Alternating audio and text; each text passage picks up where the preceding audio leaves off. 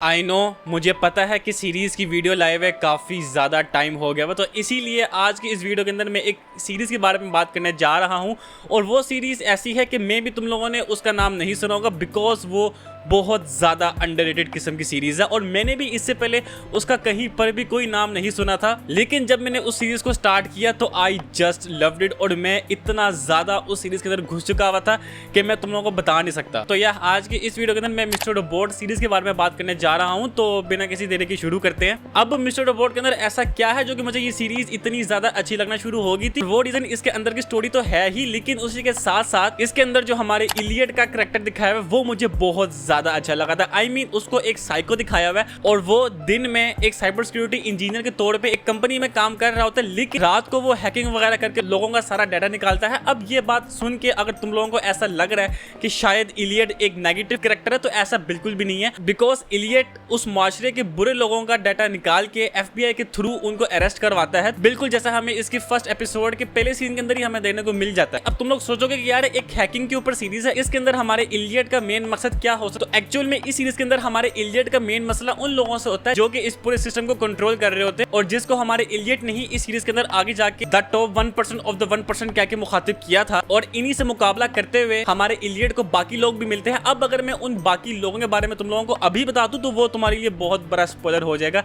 तो इसीलिए वो लोग कौन है और उनका इलियट के साथ क्या ताल्लुक है वो सब कुछ तुम्हें इस सीरीज को देख कर ही पता लगेगा। और अगर तुम लोग ये सीरीज स्टार्ट करने जा रहे हो तो मे भी तुम लोगों को इसके स्टार्टिंग की कुछ एपिसोड समझ में ना आए और तुम्हें बोरिंग लगेगी और मे भी तुम्हारा इंटरेस्ट इससे उठना शुरू हो जाएगा। लेकिन believe me, just wait for episode number 8, because episode 8 के अंदर एक ऐसा प्लॉट ट्विस्ट आता है कि वो देख के मेरा दिमाग फट गया था। तो ये है इसकी स्टोरी। और अगर तुम लोगों ने अभी तक ये सीरीज नहीं देखी हुई तो बिलीव मी, जस्ट इस सीरीज को तुम स्टार्ट करो, तुम लोगों को 100% मजा आएगा। अब चूंकि ये मेरी सीरीज की वीडियो है तो तुम लोगों को पता होगा कि मैं सीरीज की वीडियो के अंदर उस सीरीज के कुछ ऐसे सीन्स के बारे में बात करता हूं जो कि मुझे काफी ज्यादा अच्छे लगते हैं। तो अब मैं उन्हीं कुछ सीन्स के बारे में बात करने लगा हूं। तो सबसे पहले सीन के बारे में अगर मैं बात करूं तो वो एपिसोड नंबर 8 ही होगी। आई मीन उस एपिसोड के अंदर जो मिस्टर रोबोट को लेके एक प्लॉट ट्विस्ट आया था, is just out of this world. I mean उससे पहले मैं यही सोच रहा था कि यार ये मिस्टर रोबोट है कौन और ये क्यों इलियट को इतना पुश कर रहा है, ये सब कुछ मुझे समझ में नहीं आ रही। लेकिन एपिसोड 8 के अंदर जब पता लगा कि वो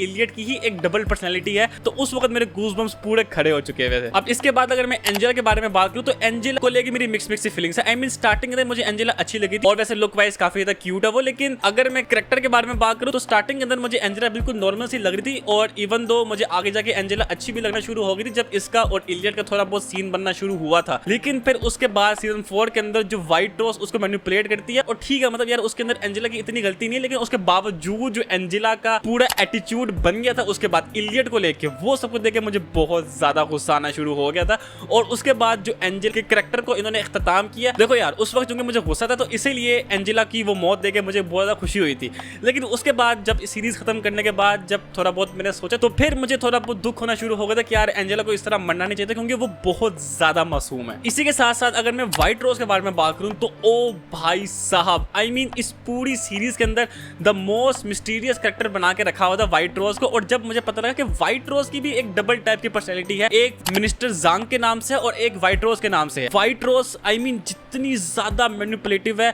आई मीन जिस तरह उसने एंजेला को मैनिपुलेट किया था और फिर उसके बाद सीजन 4 की एंडिंग वाली हैकिंग के अंदर जिस तरह वो इलियट को मैनिपुलेट कर रहा होता और उस वक्त मुझे लगा था कि यार इलियट मैनिपुलेट भी हो जाएगा। और इस पूरी सीरीज के अंदर डार्क आर्मी को ये एक मास्टरमाइंड कंट्रोल कर रहा था। और डार्क आर्मी को लेकर अगर मैं बात करूं तो ऐसी ऐसी जगहों पे जाके डार्क आर्मी ने कब्जा किया हुआ था। आई मीन FBI का वो चीफ जो था वो तक डार्क आर्मी का बंदा था, तो फिर तुम लोग और क्या हिसाब लगा सकते। और हाँ, सीजन 4 के अंदर डार्क आर्मी की उस मोटी सी औरत को जो डॉम गोली मारती है ना, कसम से मैं कहता हूँ उससे ज्यादा सेटिस्फैक्टरी सीन और कोई भी नहीं था। खैर उसके बाद अगर मैं डार्लिन के बारे में बात करूं तो डार्लिन मुझे एज अ कैरेक्टर कोई इतनी खास अच्छी नहीं लगी, लेकिन वो इलियट को लेकर मुझे बहुत ज्यादा अच्छी लगी। आई मीन उसके अंदर वो हंगर दिखाई देता है कि वो अपने भाई से मिलने के लिए कितनी ज्यादा तरसी हुई, लेकिन उसके और वो जो डॉम का सारा सीन बिठाने की कोशिश कर रहे थे वो मुझे कुछ इतना खास अच्छा नहीं लग रहा था। लेकिन भाई लास्ट एपिसोड के अंदर जो पता लगा था कि डार्लिन को हमेशा हमेशा से ही पता था कि ये एक्चुअल में इलियट है ही नहीं, ये उसकी एक पर्सनैलिटी है जिसने उसकी असल बॉडी को टेक ओवर किया हुआ है। खैर अब इलियट के बारे में भी थोड़ी बहुत बात कर लेते हैं। तो भाई इसके एक्टर ने जो एक्टिंग की है, आई मीन रामी मलिक पूरा का पूरा कैरेक्टर के अंदर घुस के इसने एक्टिंग की है। आई मीन अगर मैं तुम लोगों को एक एग्जांपल दूं तो तुम लोग इसके सीजन 2 की उस एपिसोड को पकड़ लो जिसके अंदर डार्क आर्मी इलियट के मुंह में सारा सीमत डाल देता है और फिर इलियट जिस तरह उसको उल्टी करके बाहर निकालता है और उसी के साथ साथ उसी उल्टी में उसके सारे ड्रग्स भी बाहर निकल गए थे और फिर वो उस उल्टी में से ढूंढ ढूंढ के जिस तरह उन टैबलेट्स को खा रहा होता है, वो सीन मुझे बहुत ज्यादा अच्छा लगा। और उस सीन के अंदर हमारे रामी मलिक की एक्टिंग को देख मुझे वाकई में ऐसा लगा था कि यार ये कितना ज्यादा साइको है। और लाइक इस सीरीज के अंदर आगे जाके जिस तरह मिस्टर रोबोट और इलियट के दरमियान के कैरेक्टर शिफ्ट हो रहे होते हैं, आई मीन जब वो ई कॉप की बिल्डिंग को तबाह करने वाले होते हैं, तो उस सीन के अंदर जिस तरह हमारे इलियट और रोबोट कैरेक्टर के दरमियान में जो शिफ्टिंग हो रही थी वो मुझे बहुत ज्यादा अच्छी लगी थी। और लाइक उस सीन के अंदर जिस तरह वो दोनों कैरेक्टर्स आपस में बात कर रहे होते हैं, आई मीन कंप्यूटर के अंदर नोट पैड खोल, वो सीन मुझे बहुत ज्यादा अच्छा लगा। अब मैं अगर इस सीरीज के बारे में बात कर रहा हूँ और मैं इसकी लास्ट 4 एपिसोड के बारे में बात ना करूँ तो ये तो नाइंसाफी वाली बात होगी। आई मीन ये पूरी सीरीज एक तरफ और इसकी लास्ट की 4 एपिसोड्स एक तरफ, और उससे पहले जो इसकी सीजन 4 की एपिसोड 7 के अंदर जो हमें इलियट का राज पता लगता है कि यार इसकी सिर्फ एक पर्सनैलिटी नहीं है, इसकी 3-4 मुख्तलिफ पर्सनैलिटीज है, वो सीन देख के मेरा दिमाग फट गया। और उस वक्त मुझे वाकई में इलियट के लिए बहुत ज्यादा बुरा लगा कि यार जब पता लगता है कि इसका बाप इसके साथ कैसा कैसा सलूक किया करता था। अब इन 4 एपिसोड्स को लेकर मैं यही कहना चाहता हूँ कि पूरी सीरीज एक तरफ वो बहुत ज्यादा पीक है, लेकिन ये 4 एपिसोड्स अपनी एक तरफ एब्सोल्यूट सिनेमा है। बिकॉज वैसे तो सीजन 4 की एपिसोड 9 में आके जो मेन हैकिंग होती है वो मुकम्मल हो जाती है, लेकिन बिलीव मी भाई उसके बाद जो ये 4 एपिसोड्स मैंने देखी थी, मुझे तो अभी भी यकीन नहीं हो रहा कि यार इतनी ज्यादा कमाल की एपिसोड्स।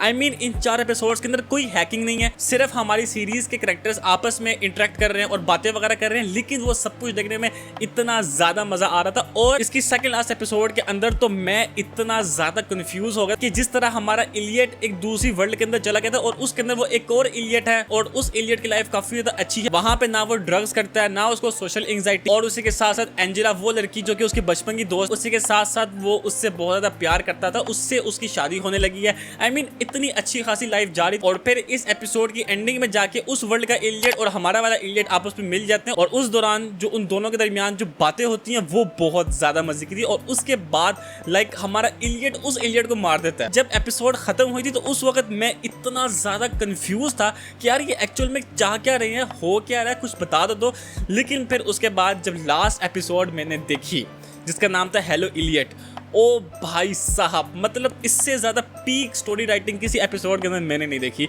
आई मीन उस एपिसोड के अंदर लिटरली कुछ भी नहीं है, ना हैकिंग ना फाइट, कुछ भी नहीं, सिर्फ हमारे इलियट का कैरेक्टर दिखा रहे हैं ये। और फिर लास्ट एपिसोड में जो हमें प्लॉट ट्विस्ट देखने को मिलता है वो तो देख के मेरा दिमाग फट गया था कि मैंने इस पूरी सीरीज के अंदर जिस इलियट को देखा है वो एक्चुअल में असल इलियट नहीं, वो असल में रियल इलियट की ही एक पर्सनैलिटी है जिसने उसकी बॉडी पे कब्जा कर लिया है और वो उसको छोड़ नहीं रहा। तो भाई ये देख के तो लिटरली मेरा दिमाग फट गया था कि इस पूरी सीरीज के अंदर हमने जो देखा है वो एक्चुअल में असल इलियट था ही नहीं। आई मीन मैं ये देख के हैरान हो गया कि यार इलियट का दिमाग क्या है कि उसने अपने ही दिमाग के अंदर एक पूरी फैमिली बना के रखी हुई और उस दिमाग के अंदर कहीं कोने में जाके उसने रियल वाले इलियट को रखा हुआ है, बिल्कुल ना होने के बराबर। तो भाई मेरी तरफ से तो ये सीरीज 100% रिकमेंडेड है। तो या इसी के साथ आज के लिए बस इतना ही। आई होप आपको आज की वीडियो पसंद आई होगी। आइए तो हमारे इस चैनल को सब्सक्राइब कर दें और मैं मिलता हूँ आपको अपने किसी नेक्स्ट वीडियो में। तब तक के लिए अल्लाह हाफिज एंड 7